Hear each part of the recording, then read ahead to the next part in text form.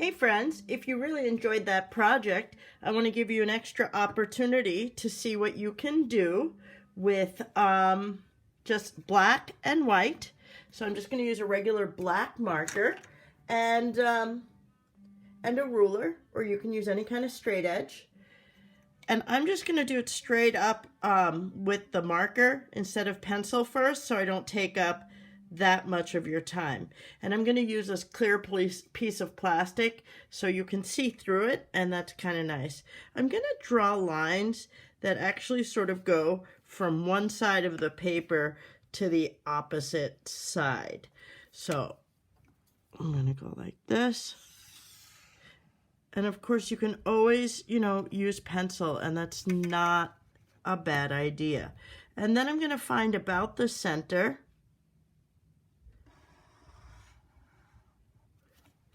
And I'm going to draw lines that radiate out. It doesn't matter which way you hold your pencil, your paper. You can do your paper vertically or horizontally because we're just spinning it, okay?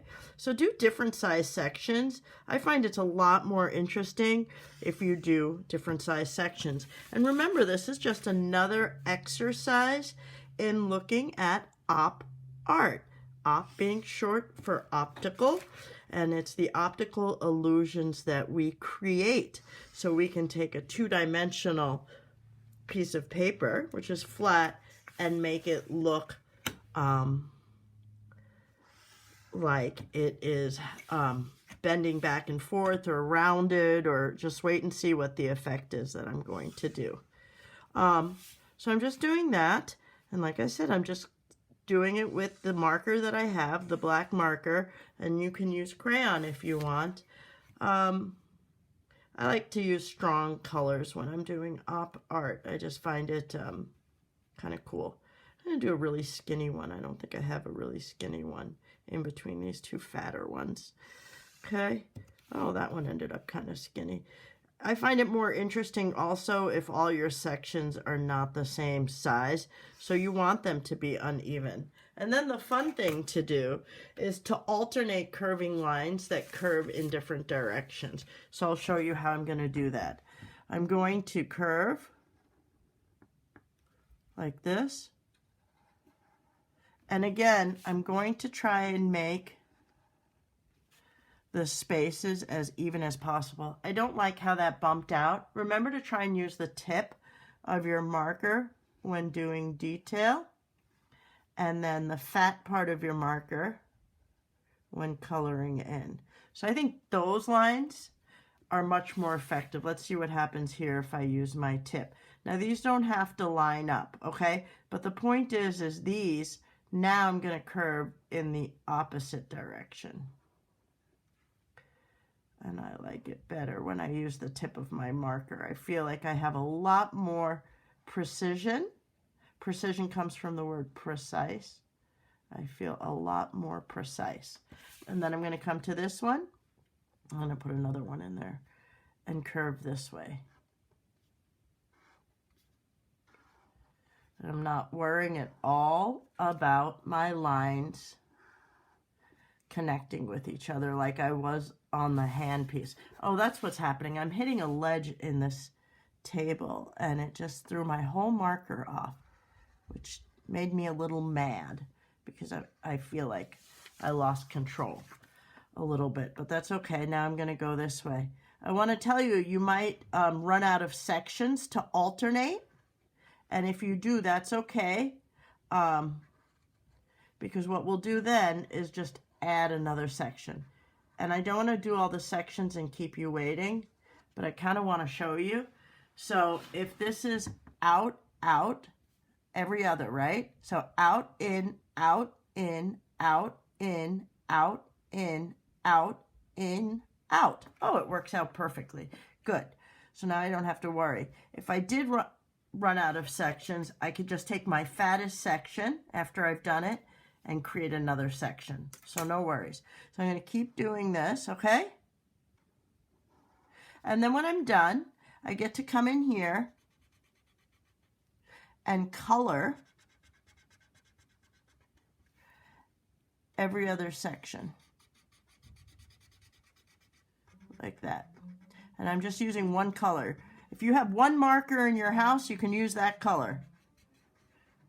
And I did this right away with a marker. This is your extra activity, and you can certainly just go right away with a marker, and you don't have to, please, worry about perfection. See, this one overlapped a little bit. That's okay. Because it goes in a different direction, you'll see that it's going to create a very cool effect. And I want you to keep doing that all the way around, friends, right? So if this one is white, this one's black. The most important thing is you don't mix up alternating the black and white in each cone section. Cone like a pizza pie. It might have looked like a pizza pie when we first started that somebody cut really bad, right? Flat. If you look here, like a really badly cut pizza pie. But what do you see happening? I'm going to fix that little bump out. What do you see happening over here? See, I didn't get that one quite perfect. But that's okay because the effect is still going to be very cool. I wonder what would have happened if I started with smaller areas, smaller, and went to bigger. Then it would have the impression, a different impression. That's something else you can try if that interests you. So what you'll see that started happening here is, I'm just going to do a little bit more so you can see it. I'm going to use the tip of my marker for my little detail areas, the fat part for the bigger areas.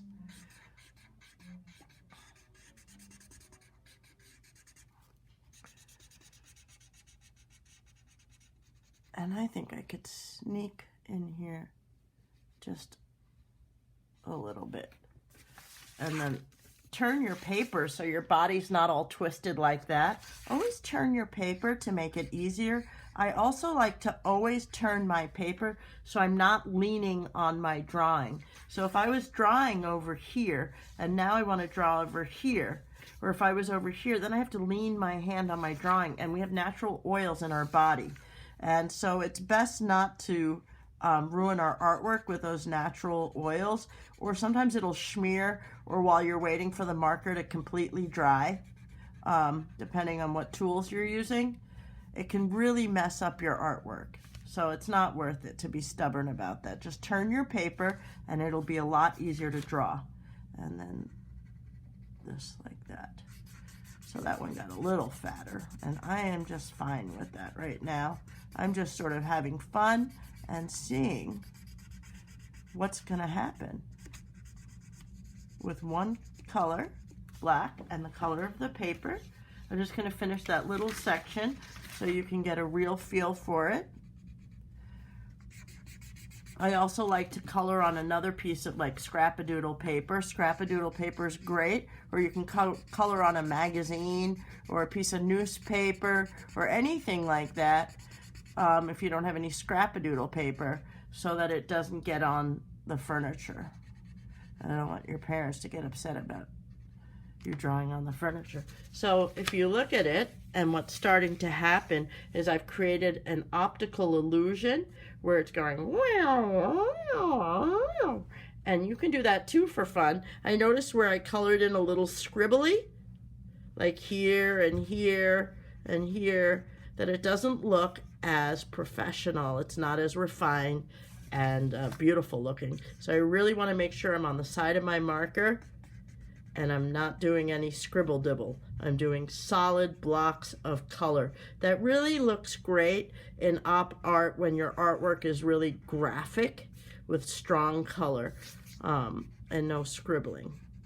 So I hope that you have fun trying that and enjoy that just as an extra project. And again, can't wait to see your beautiful faces, and take care. Much love. Bye.